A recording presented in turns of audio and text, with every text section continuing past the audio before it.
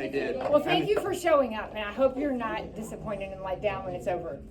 But I was lame, because I'm going to really try to be good and tell you everything you want to know. Yeah, and one part I pointed out to them was that you have your own little Wikipedia page, and not everybody has one of those, so that's kind of a big deal. Yeah, maybe one day. Really? Good for you. Yeah, so let's start out with a few basic questions.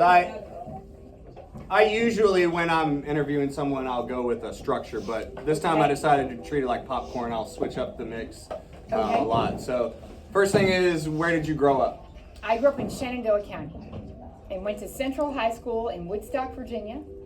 And when we would come up to Winchester, the big city, or Harrisonburg, the big city, because I grew up in no place, that was the big city. And so I ran cross country in high school, and I would come up to Hanley, and I'd be like, wow, this is insane. And it was really funny, because not a lot of kids from my high school went to college. And a handful of my class and a couple classes behind me, like left Shenandoah County and did other things. If you'd been sitting in a room like this with me in school, and you would have said to me, oh, one day you're going to be in the legislature, one day you're going to be a state senator, nobody would have believed it. And not only was it one, but two of us did. Me, I ran for Senate, and one of my other best friends, Todd Gilbert, who also went to Central High School. His mom was my typing teacher.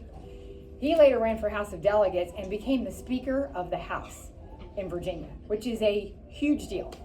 So as you look around the room, look to your left and look to your right and think one of you one day could be governor, senator, president. You never, ever know. And that's the reason why I invited you into this group, is because my 8th period specifically, there's a lot of individuals that do show aptitude and potential to serve either the state or serve the nation at a bigger level. Wow. And it's hard to kind of vision those things when you're in 8th grade, because there's other things on your mind. But at some point you do have to grow up, and it's great to give back to the state that you live in and the country that you live in. So that's a big deal. I'm dying to see. Raise your hand if you have any interest. I'm just dying to know about it. Curious Lawmaker, about it. Specifically lawmaker first. Yeah. Okay.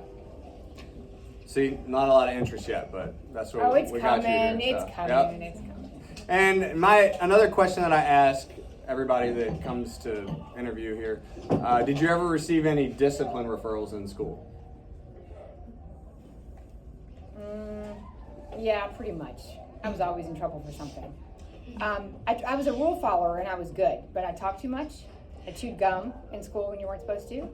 I was just always talking when I shouldn't be talking. But I didn't do anything bad. Like, I never got kicked out. All right, yeah. Because even me, and you talked about people that you went to school with not thinking you'd grow up to be what you became. But same with me. I was class clown.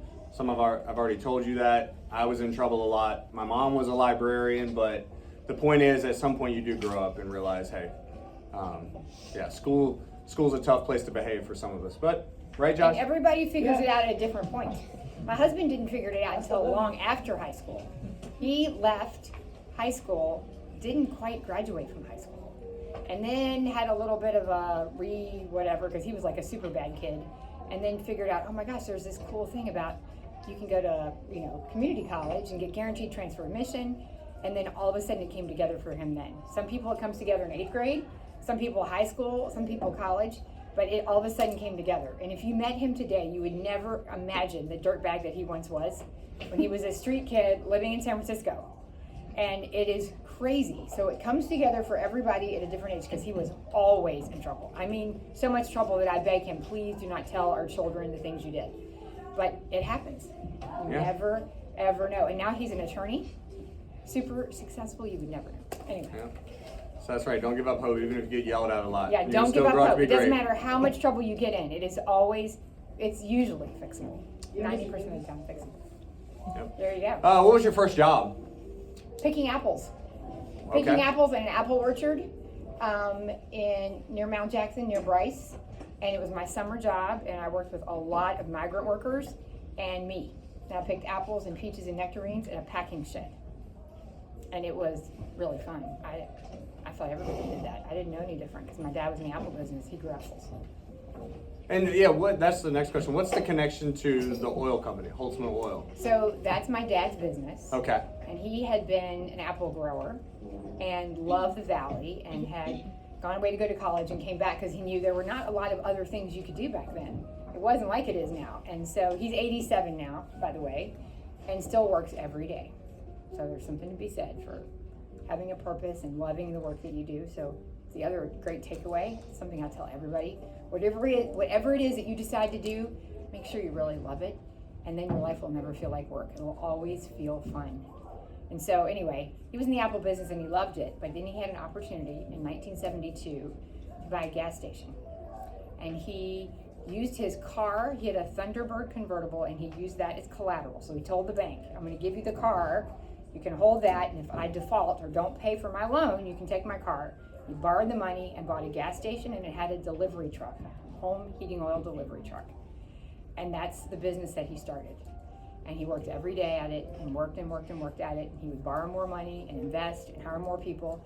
And since 1972 to 2025, he has grown and grown and grown and grown that business. He was a great example for me how you can start with nothing and through hard work build a great big company. So it's Holtzman Oil and Holtzman Propane and Liberty Gas and Valley Ice, which my brother does, and all started right in Shenandoah County in Mount Jackson, Virginia. And I used to drive around with my brother in the delivery truck, deliver propane. And I learned to work, I guess, back then. It was really fun. And we just did a little economy project, and that's what we focused on was natural resources. So here you have a family that made their money off of nature, essentially. So that's empowering too. So great. Yeah, so give us some of those lessons you did learn from working around successful business people as a teenager.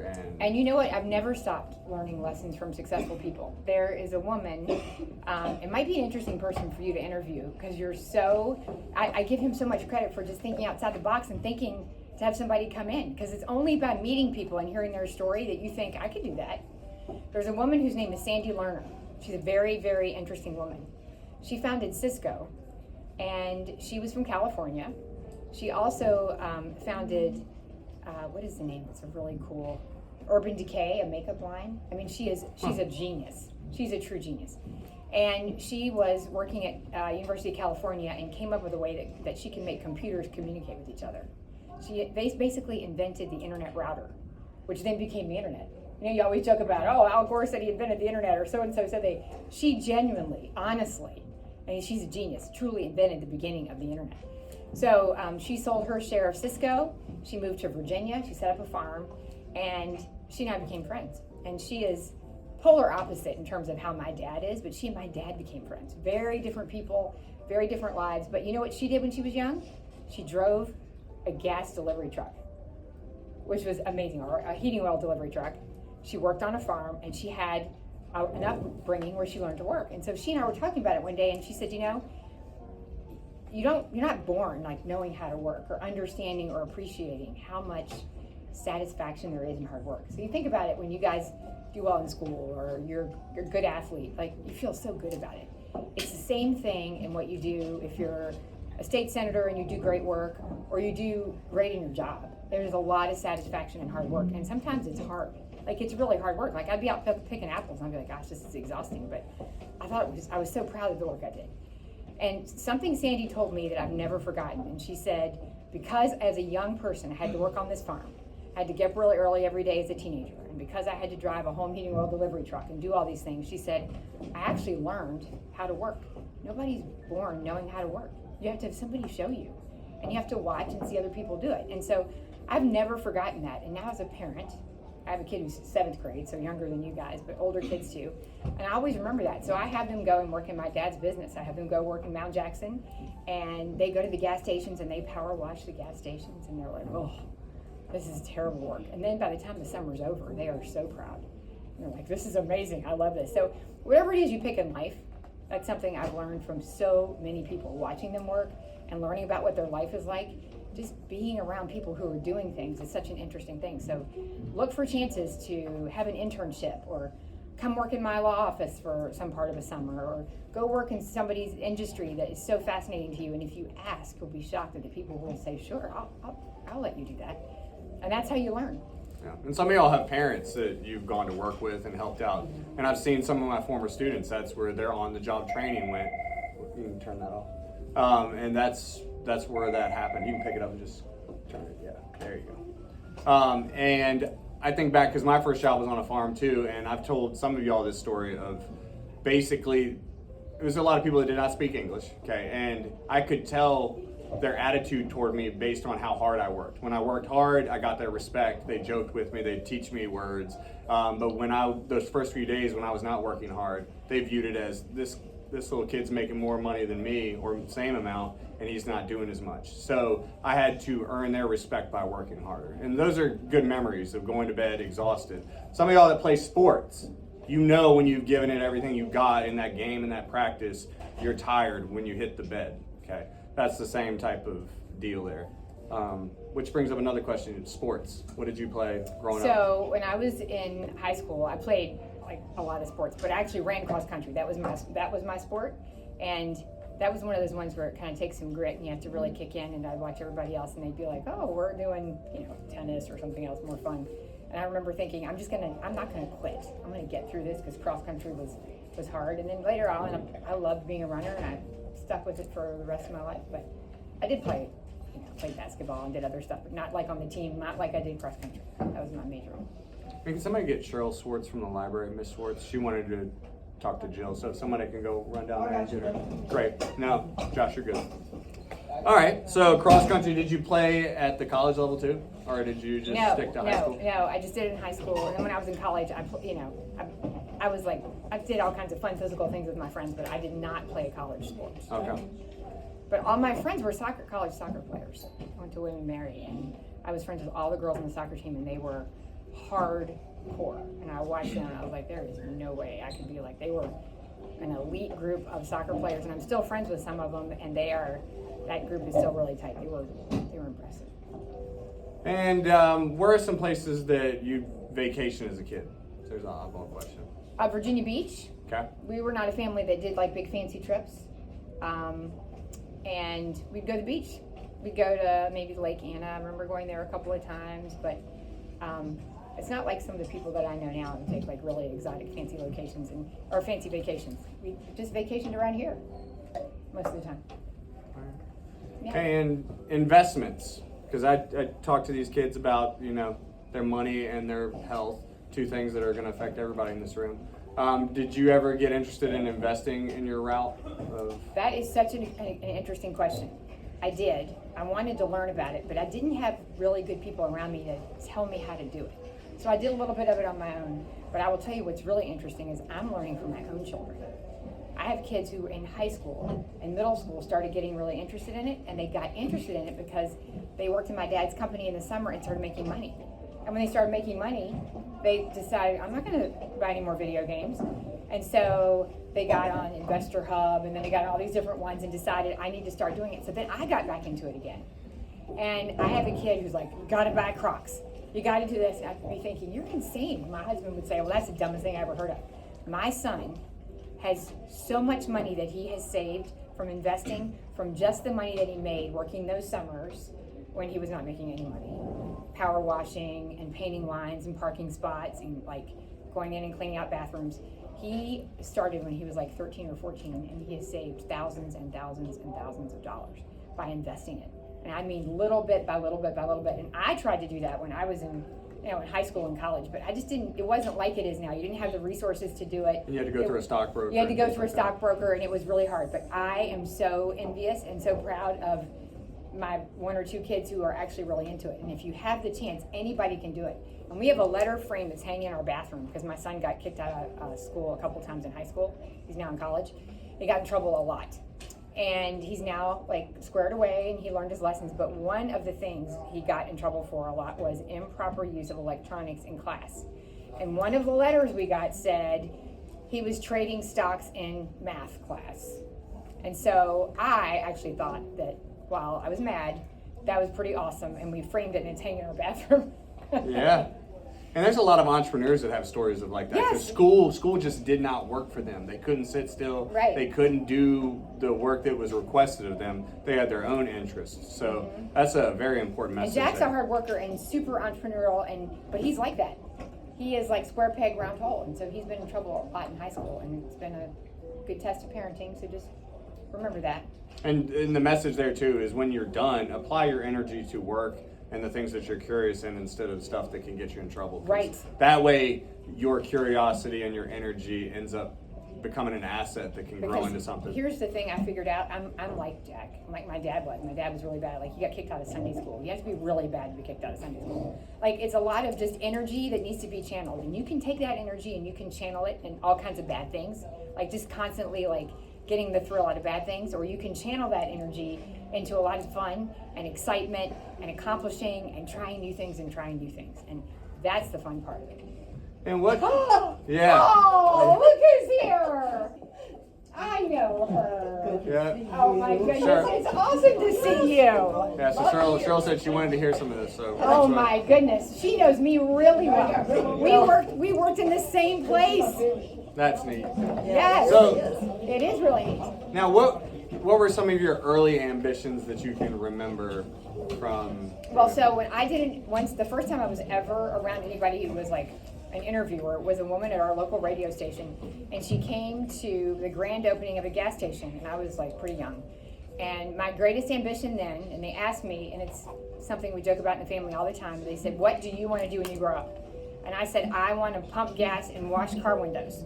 Because I thought using the squeegee, that was really what I wanted to do. I was like, I want to work in a gas station, because that's what I've been around. I thought that was the coolest, like penultimate job you could ever have. Fortunately, I got older. There's nothing wrong with working in a gas station, but I realized, hey, there are other things I might want to do that are as interesting as using the squeegee and pumping gas, because I've spent a lot of time around the gas station. And so as I got older, I got super interested. Some of you guys raised your hand. I got super interested in like politics, government affairs, and things that were happening. And I kind of geeked out on that. And that was a good way for me to like channel a lot of energy that could have otherwise gone to not good things. And I was super into it. And then when I was in high school, I had a government teacher who really took an interest in my interest in that. And it was me and Todd Gilbert, the other guy that I mentioned, Todd Gilbert, whom she knows. And we had an interesting government teacher who really helped kind of feed our interest. And we did something called Model General Assembly. And I'm sure you guys have all heard of the YMCA. The YMCA sponsors this project, and it has high school kids. If you ever get the chance to try to be a part of it, do it. They bring you down to Richmond. You get to come and spend a couple of days there and go through the roles and go through the process of exactly what a senator does, what a governor does, and we all did it. And what's really funny is I did it, Todd Gilbert did it, and a guy named Ralph Northam did it. Wow. Ralph grew up to become a doctor. He went in the military and became a doctor. And he ran for Senate at the same time I did. So we were in the same like class, we call it a class when you're newly elected together. And we were best friends. And he stayed my best friend. The only difference was he went on to run for lieutenant governor in one, and then went on to run for governor in one. And so Ralph was a pediatric neurologist, had a military career, and then I guess going way back in time from his early interest for Model General Assembly and his high school government class, went on to decide he wanted to run for Senate, and that took him all the way to be governor of Virginia.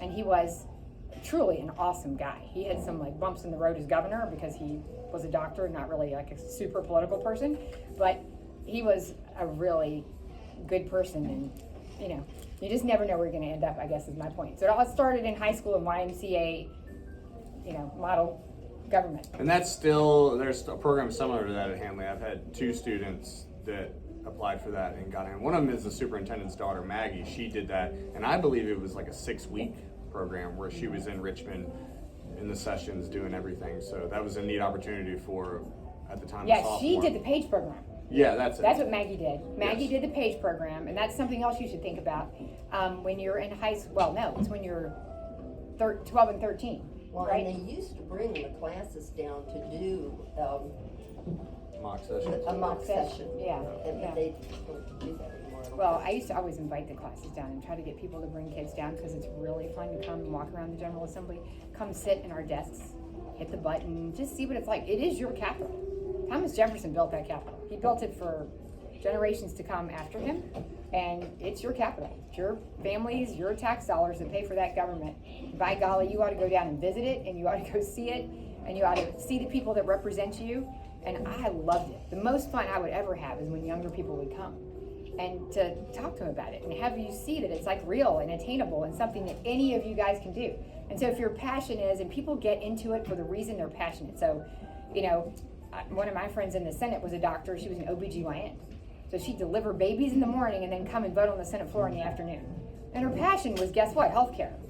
Well, you know, and you get another guy who had been a police officer. And so his passion was, you know, that supporting the police in Virginia and helping, you know, doing all that work. And so whatever your passion is, you can translate that into government service and helping people in your community. So it's actually a wonderful and worthwhile thing to do when you have the chance to do it. Yeah, and there was even a barber at one point. I don't know if that was Virginia Senate or it was federal, but yeah, there was a barber at one point. We had too. Farmers. Yeah. We have all kinds of people. We have every kind of person you can ever imagine. Teachers, farmers, every farmer now. Yeah, there's a farmer now. There are lots of farmers. Yeah, we're a big farming state. For those of you that don't live in the big you know, live outside the big fancy city, you don't know this, but we're a big old farmer state. We are. Yeah. And when did you decide law was what you were going to pursue? So I was in college and I knew I really liked the political stuff and I knew I liked the policy and there was a legal component to all that. And so I thought, well, the closest way I could get to keep doing the things I like doing was to go to law school. So without really knowing what I wanted to do in law, I went to law school and I loved it. I actually really, really liked it and graduated and thought had had a lot of exposure to different areas of law. So I had worked in night drug court in Chicago and Cook County in the highest volume courtroom in the country, and it was really intense. And I mean, it was the most intense situation you could work in, and I remember thinking, I don't think I want to do this for the rest of my life. A lot of what you learn about what you want to do in life, you learn by doing things and figuring out what you don't want to do. So I loved it and I was passionate about it, but I thought, I don't have the grit to do this for the rest of my life. And I was working around prosecutors and it was just super intense. It was hard to see people's lives this way. And so I thought, you know what, there are better ways I can serve the community. So I worked in a courtroom for a judge and he did family law. And it was also super intense. It was people who had lots of resources who were getting divorced, like duking it out. And it was also super intense. And I thought, I don't think I want a lifetime of this. So the third one I did was just working in a big law firm that did insurance work, and I thought, well, this is kind of boring too. But all of it had really fun parts of it. So I came back, left Chicago where I'd been in school, and came back to Virginia, and I decided for 1 year, I'm going to let myself do something really fun that I want to do, and I'm going to work in politics.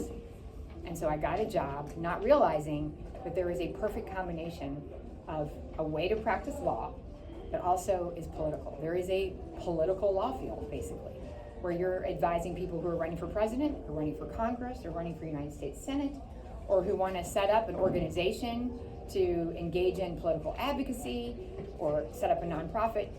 They all need lawyers. And so that is ultimately what I started doing.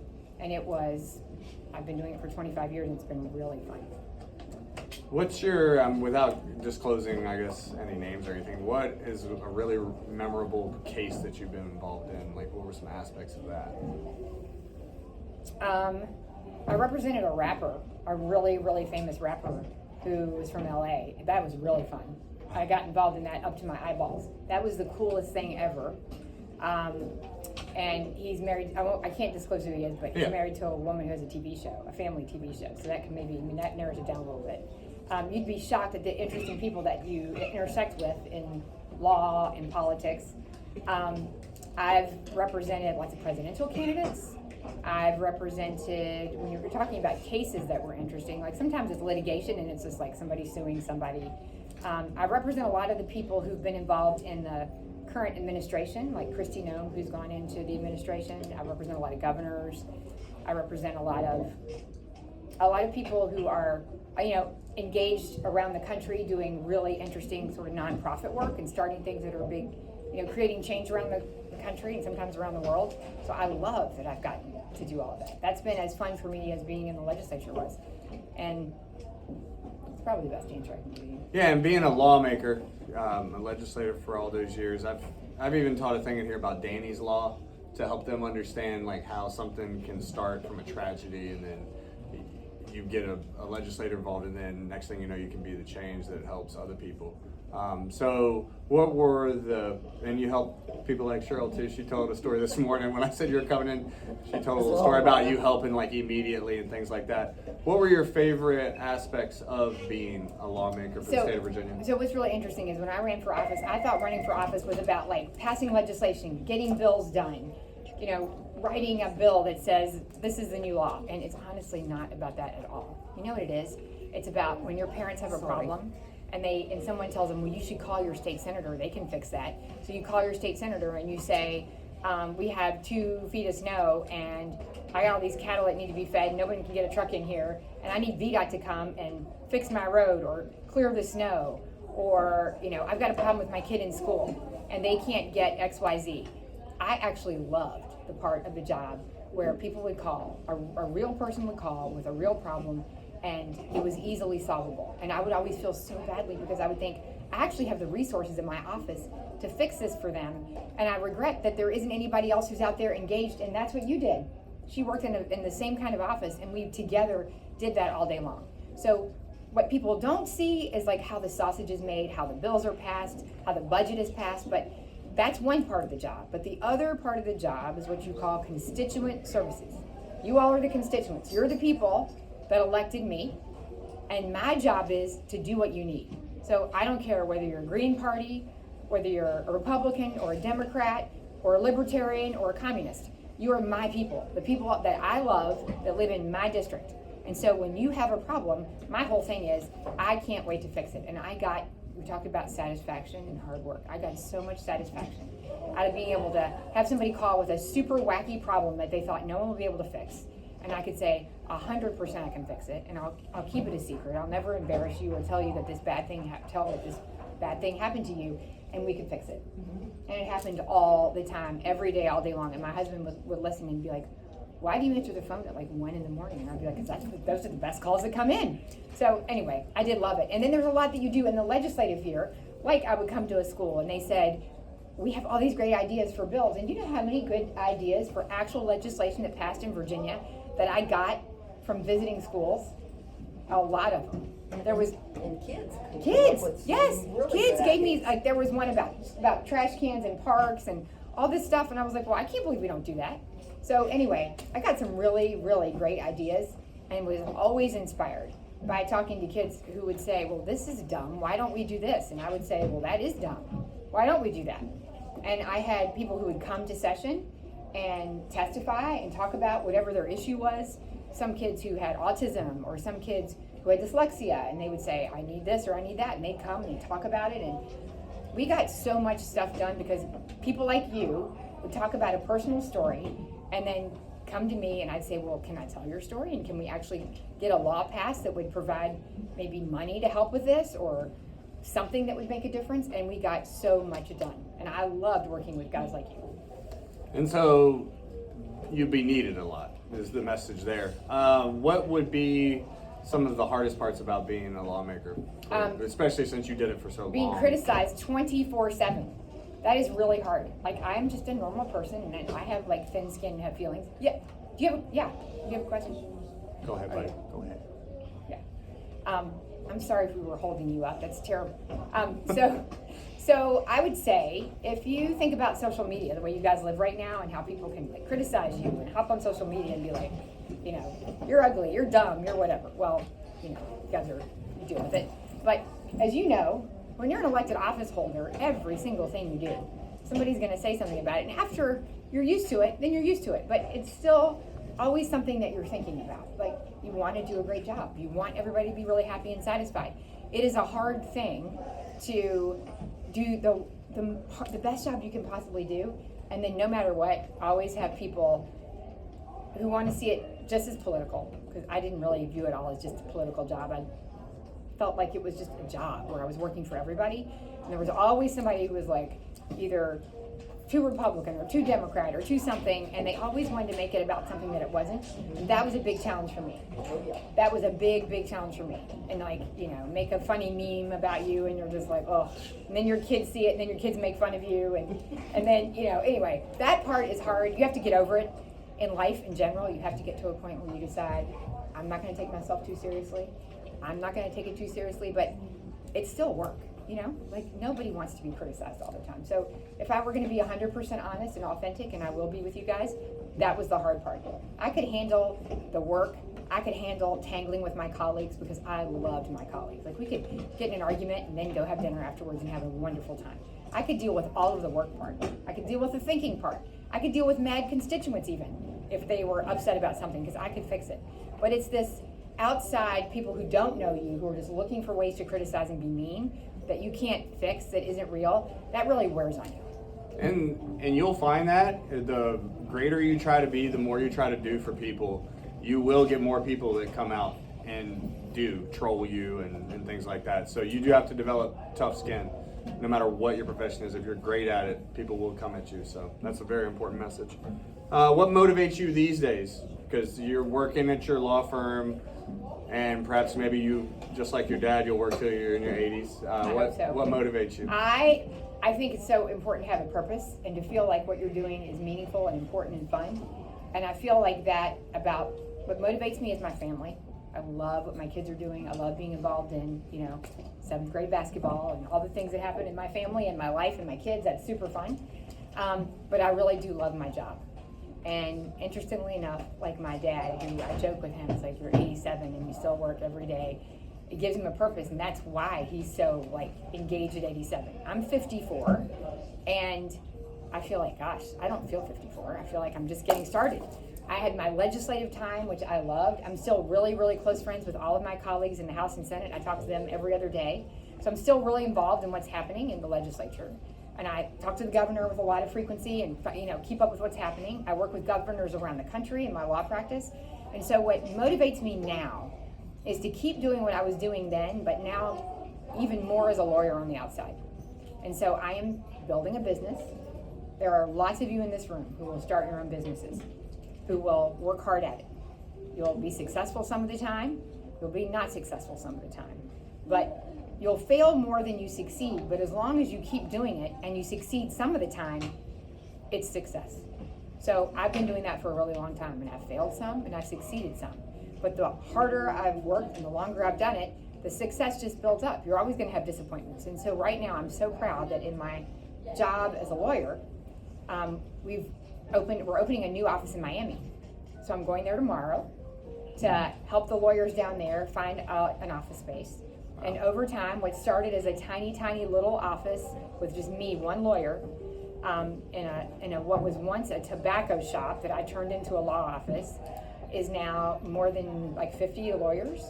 And we have an office in Phoenix and one in Tallahassee. And I mean, I could never have imagined that. One in Miami. We have one guy in Buffalo who's hilarious and awesome. And then we have an office in DC and then one in Virginia. And so I'm super proud of that. So you went from a proprietorship, which we just learned about, one person, and then you grew it to a partnership? Mm-hmm. Okay. That's exactly right. It's exactly what I did. I had no idea it could happen.